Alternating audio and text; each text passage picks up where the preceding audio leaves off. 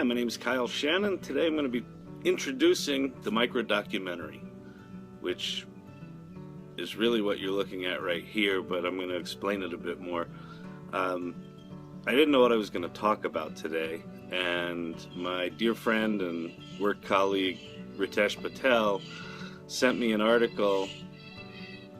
I'm sitting outside and the birds are going crazy. The magpies are very loud. Ritesh sent me the article that the beginning of this video has the picture of. It's from John Lasseter and it talks about technology and the evolution of storytelling. And it gave me what I was going to talk about today, but it's going to be a long one, so I hope you hang in there because I don't know. This is something new. I'm talking to an iPhone right now, and I'll explain that in a minute and what this all is. The article talks about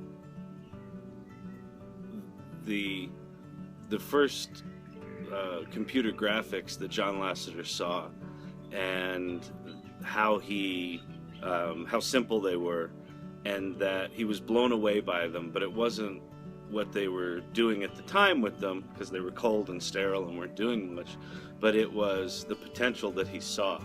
And the article actually starts out, I'll read a quote from it. It says, "There's a unique thing to a GoPro. There's a unique thing to the way, to an iPhone. The way things are shot, the way it's held, it just gives a vibrancy that's never been able to be had before. I believe a new film grammar is going to come from these things."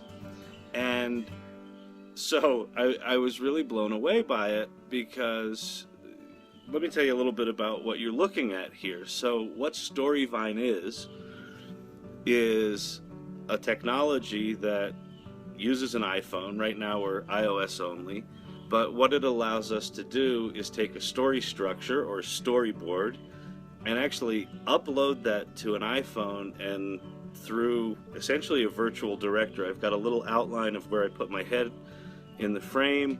It gives me coaching about exactly what to say at each storyboard, and then we're only capturing exactly what that piece of the storyboard needs. That gets uploaded to the cloud, and sitting in the cloud is the editing template that assembles all of these pieces together, and that's all done automatically, automagically as we call it at Storyvine. And within about 5 minutes of me shooting this self-directed interview, I'll have the fully edited video you're watching now. And so that's what Storyvine is, and I find it really exciting. And one of the things that the article Lasseter wrote talks about was, you know, when people first saw computer graphics, they would say, "I don't like it, it's too sterile, no, it's not any good." And he realized they were judging it for what it was, not what it made possible.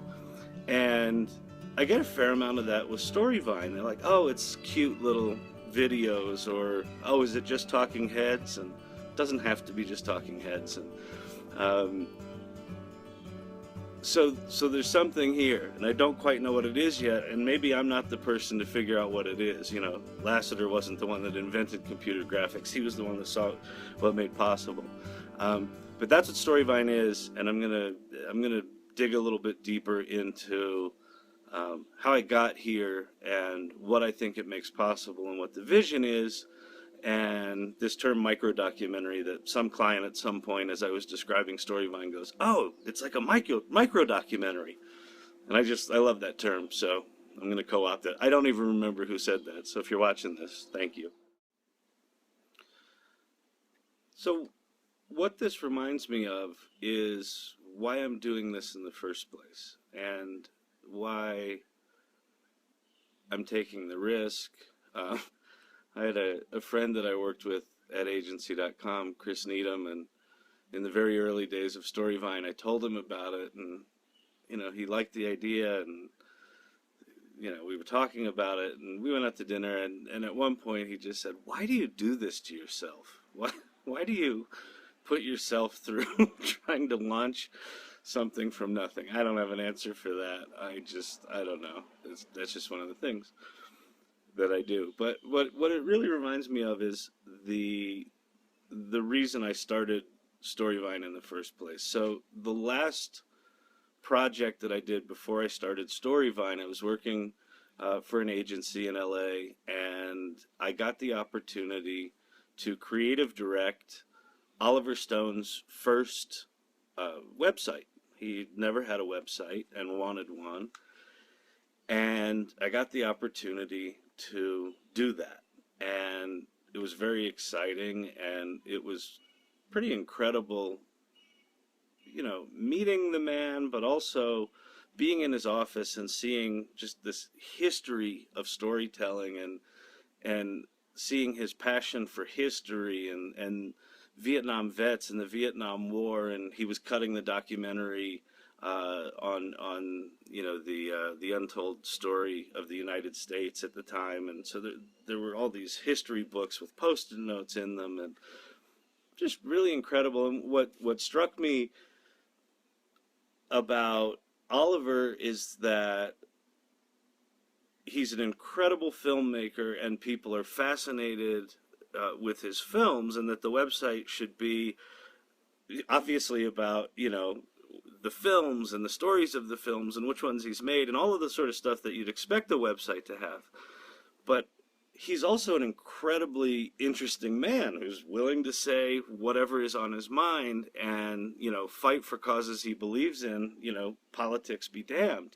And so we talked a lot about the balance between, his point of view as a person versus his point of view as a filmmaker. And so the website actually reflects that. And that was really exciting, and it's still there. If you go to oliverstone.com, you can see a lot of that, what we did there reflected there. There's my favorite part of the whole experience was, we were talking at one point, and I was explaining this concept of, some percentage of this should be more about inside the mind of Oliver Stone, as opposed to on the set with Oliver Stone.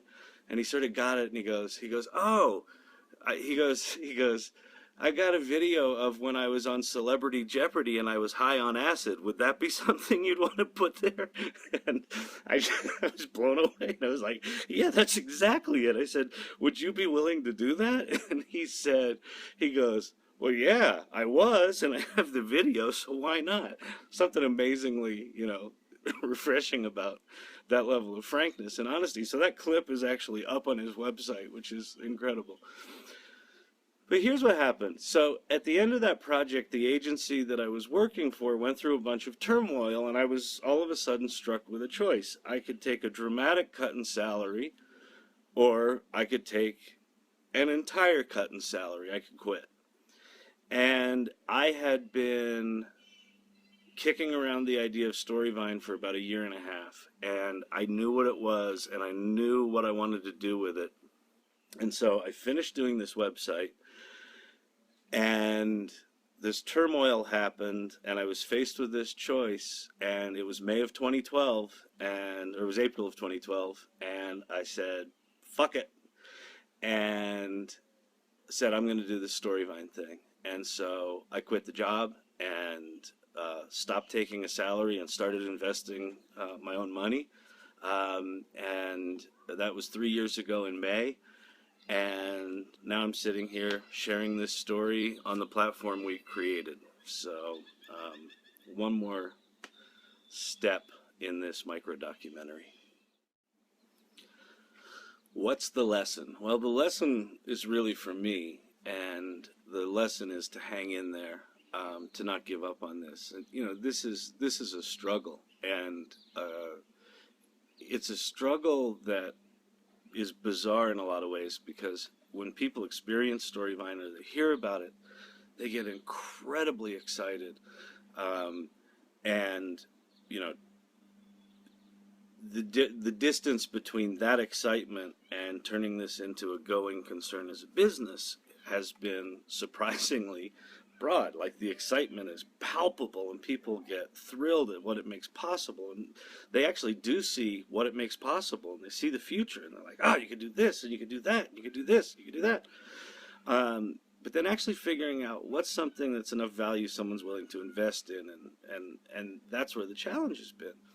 And but I'm reminded of why I started this, and what this is really about, and what it's really about. I mean, it goes back to 2006. I started a company called Episodic Studios, which was about short form narrative, and the basic epiphany that I had was that everyone has a story to tell, and probably many stories to tell, and it's a real tragedy that video editing is so complicated, and just the video format is so complicated, and narrative and learning story structure. There's a tremendous amount of work to do to be able to tell a story well in video. And so that's the impetus for it.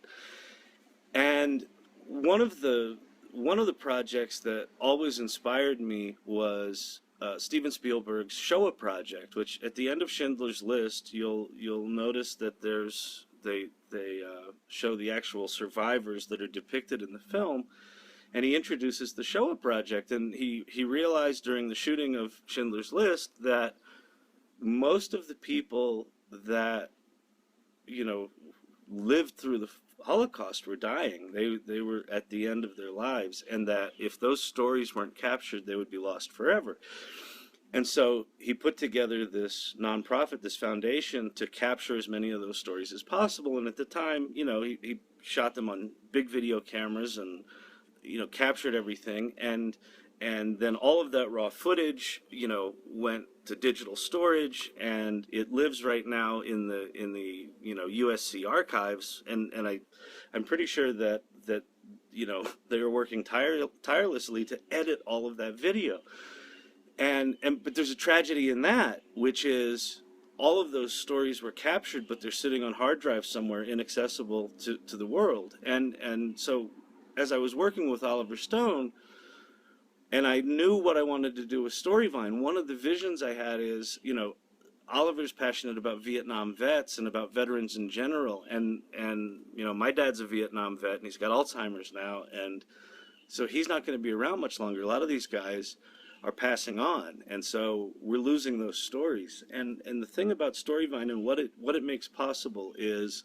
anyone with an iPhone can walk through one of these structures we put together. So one of my big audacious visions was, what if Oliver Stone directed one of these, or a series of these micro documentaries, and put it out to the world for veterans to share their stories? What if we're working on a project right now with Ritesh, who sent me this article, where people with cancer can share their stories about what would they do if they had some extra months to live. I mean, these are remarkable stories that can be captured, and so I don't quite know what Storyvine is, but I know that thousands of people sharing their story in a identical structure like this is some new tool for narrative. I don't quite know what it is yet. I don't know what it looks like. I don't know how to use it or how it will be used.